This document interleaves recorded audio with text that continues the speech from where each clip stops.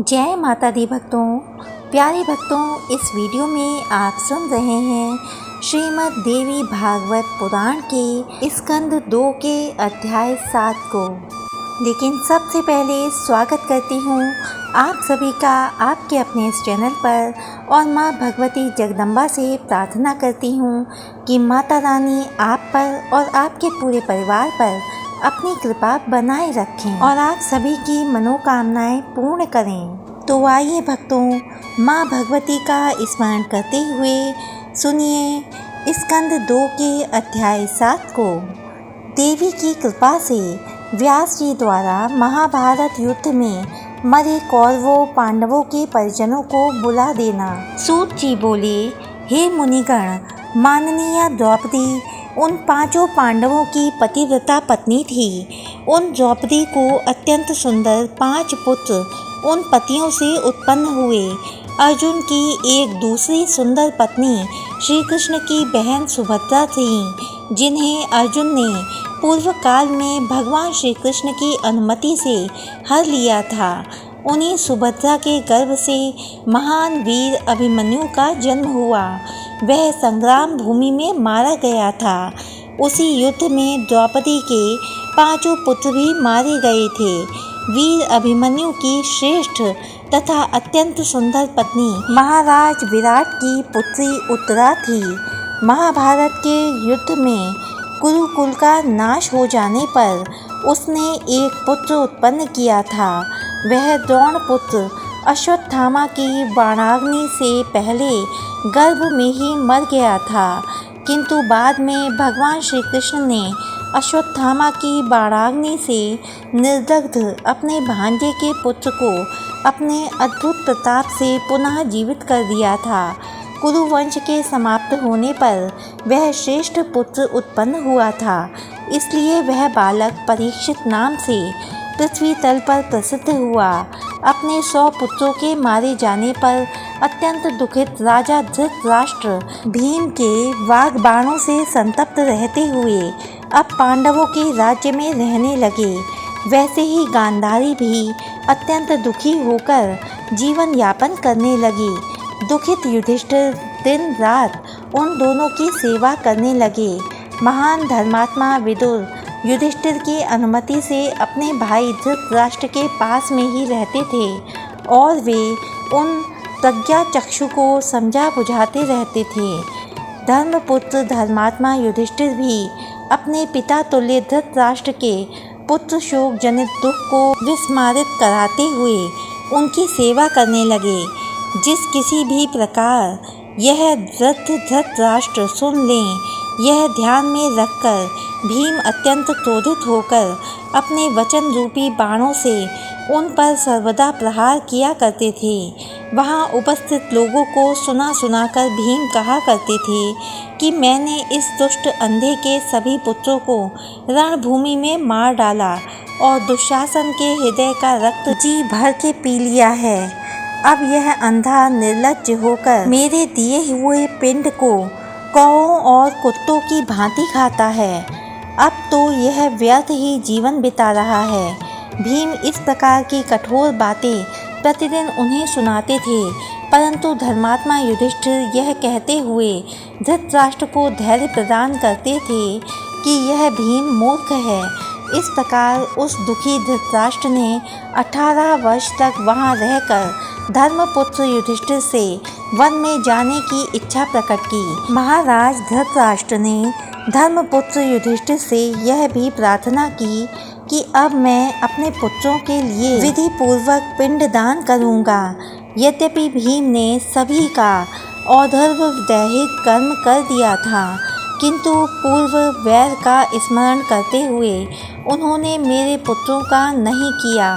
अतः यदि आप मुझे कुछ धन दें तो मैं अपने पुत्रों का और्ध्व दैहिक कर्म करके स्वर्ग फल देने वाला तप करने के लिए वन में चला जाऊंगा। विदुर ने भी एकांत में पवित्र आत्मा धर्मपुत्र युधिष्ठिर से जब ऐसा कहा, तब उन्होंने धनार्थी धृतराष्ट्र को धन देने का निश्चय कर लिया।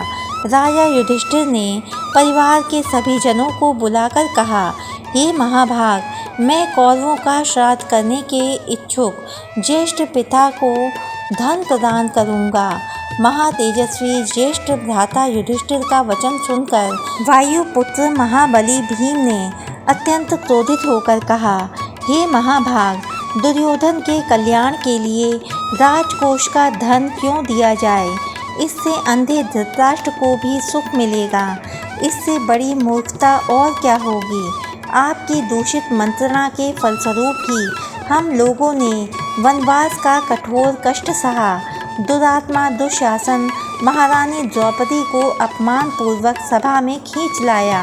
हे सुव्रत, आपकी कृपा से ही हम लोगों को विराट राजा के घर रहना पड़ा तथा हम अमित पराक्रम वालों को मत्स्य देश के राजा की दास्ता करनी पड़ी थी। हम सब में ज्येष्ठ आप यदि जुआ न खेलते तो हम लोगों की दुर्गति क्यों होती? मगध नरेश जरासंध का वध करने वाले मुझको राजा विराट के यहाँ रसोइया बनना पड़ा। आपके ही कारण इंद्रपुत्र महाबाहु अर्जुन को विराट राजा के यहाँ स्त्री का रूप धारण करके उनके बच्चों को नृत्य की शिक्षा देने के लिए बृहन्नला बनना पड़ा। गांडीव धनुष के स्थान पर अर्जुन को अपने हाथों में कंकण धारण करना पड़ा। मनुष्य का शरीर पाकर भला इससे बड़ा कष्ट और क्या हो सकता है?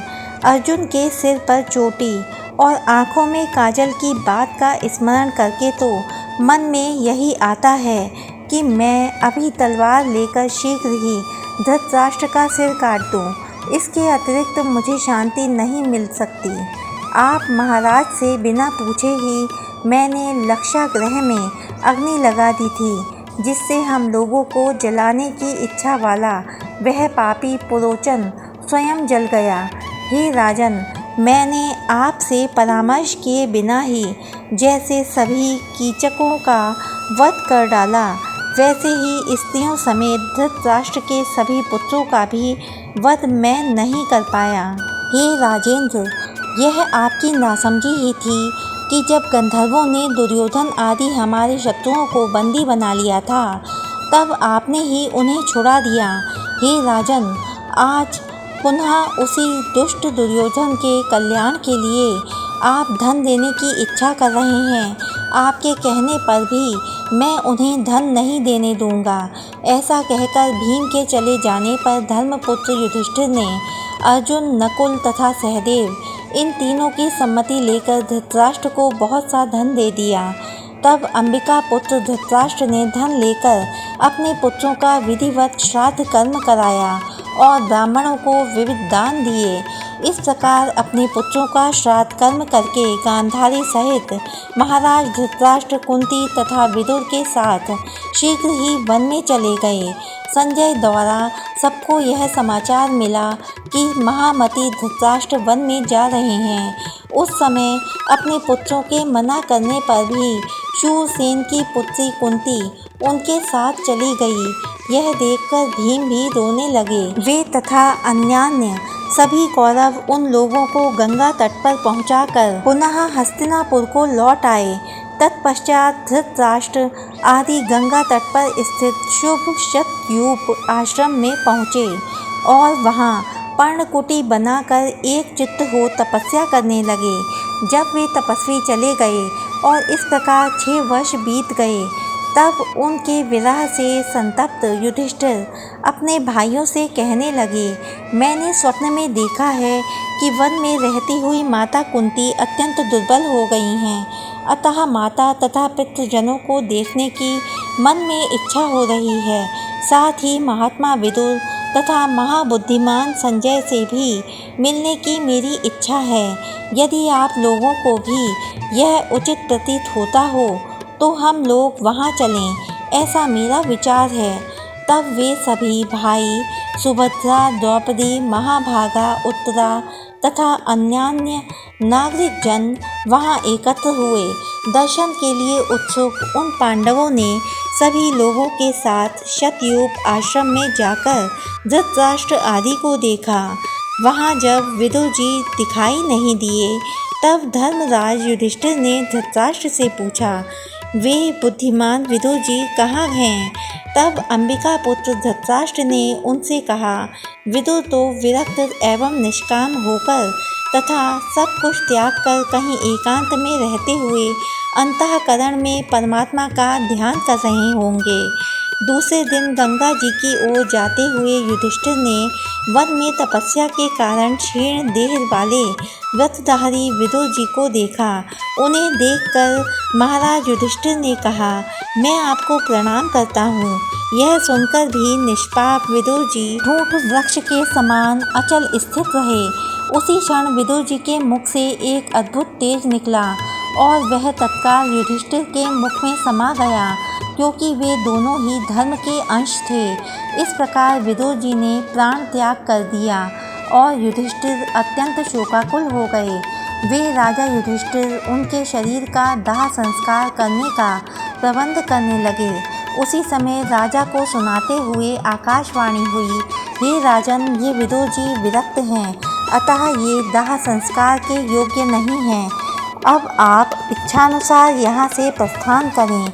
यह सुनकर उन सभी भाइयों ने गंगा के निर्मल जल में स्नान किया और वहाँ जाकर धृतराष्ट्र से सभी वृतांत विस्तार पूर्वक बताया।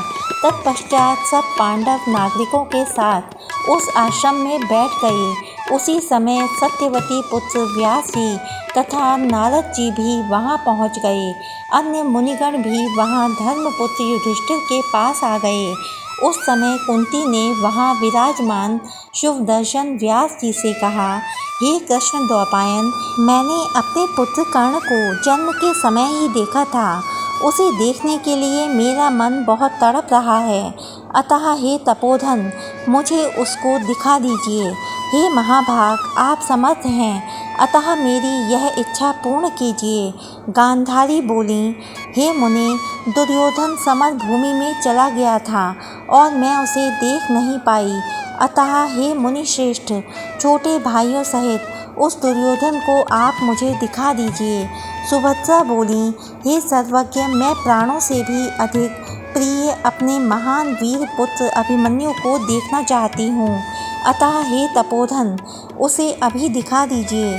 सूत जी बोले, इस प्रकार के वचन सुनकर सत्यवती पुत्र व्यास जी ने प्राणायाम करके सनातनी देवी भगवती का ध्यान किया। तब सायंकाल आने पर मुनि श्रेष्ठ व्यास जी युधिष्ठिर आदि सभी जनों को गंगा जी के तट पर बुलाकर पूर्ण नदी गंगा के पवित्र जल में स्नान करके प्रकृति स्वरूपिणी परम पुरुष को प्रसन्न करने वाली सगुण निर्गुण रूपा देवताओं की भी देवी ब्रह्म स्वरूपिणी उन मणिद्वीप निवासिनी भगवती की स्तुति करने लगे। हे देवी, जब ब्रह्मा विष्णु शंकर इंद्र वरुण कुबेर यम तथा अग्नि ये कोई भी नहीं थे, उस समय भी आपकी सत्ता थी, ऐसी उन आपको मैं नमस्कार करता हूँ।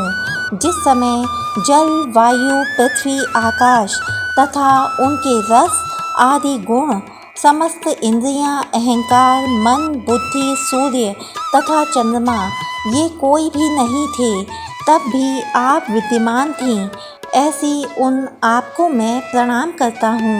इस जीवलोक को अपने चित्त में समाहित करके सत्व रज तम आदि गुणों सहित लिंग कोश को समाधि की अवस्था में पहुंचाकर जब आप कल्प पर्यंत स्वतंत्र होकर विहार करती हैं, तब विवेक प्राप्त पुरुष भी आपको जानने में समर्थ नहीं होता।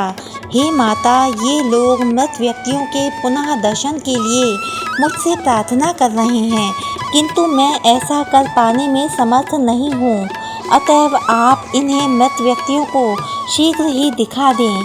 सूत जी बोले, व्यास जी के इस प्रकार स्तुति किए जाने पर महामाया श्री भुवनेश्वरी देवी ने समस्त मृत राजाओं को स्वर्ग से बुलाकर दिखा दिया। कुंती, गांधारी, सुभद्रा, विराट पुत्री उत्तरा एवं सभी पांडव वापस आए हुए स्वजनों को देखकर प्रसन्न हो गए। तदनंतर अपरिमित तेज वाले व्यास जी ने महामाया देवी का स्मरण करके इंद्रजाल की भांति प्रकट हुए उन सबको पुनः लौटा दिया। तत्पश्चात धृतराष्ट्र आदि तापसों से आज्ञा लेकर सभी पांडव तथा मुनिजन वहां से चल दिए। राजा युधिष्ठिर भी मार्ग में व्यास जी की चर्चा करते हुए हस्तिनापुर आ गए। या देवी सर्वभूतेषु शक्तिरूपेण संस्थिता नमस्तस्यै नमस्तस्यै नमस्तस्यै नमो नमः। प्यारे भक्तों, वीडियो में अंत तक बने रहने के लिए आपका बहुत बहुत धन्यवाद। इससे आगे की कथाएं सुनने के लिए इस चैनल को सब्सक्राइब कीजिए, वीडियो को लाइक कीजिए और हो सके तो ज़्यादा से ज़्यादा इस वीडियो को शेयर कीजिए। तो मिलती हूँ आपसे अगले वीडियो में, तब तक के लिए जय माता दी भक्तों।